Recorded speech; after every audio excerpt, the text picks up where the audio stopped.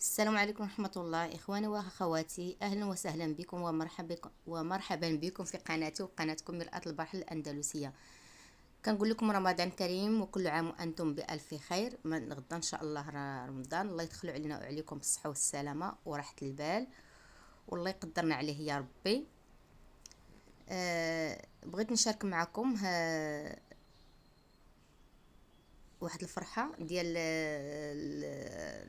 بالنسبة اللي بغى يرسل الفلوس للمغرب.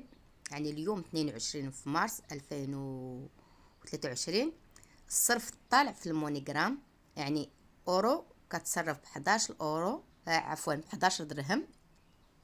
يعني اي واحد غادي يدخل الفرحه على الاهل ديالو وعائلته في المغرب يقدر يصيفطهم اليوم، لان اليوم الصراحه الصرف زوين بزاف بزاف. كنقول لكم في مونيغرام، لان فعلا كيكون بزاف كاين بزاف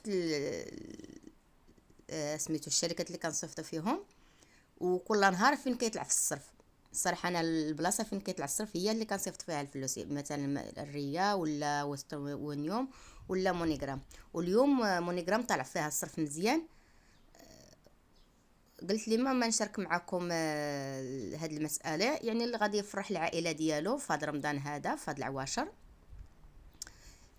ويرسل حتى هو في هذا النهار بالضبط، لان هذا النهار الصراحه طلع فيه الصرف مزيان.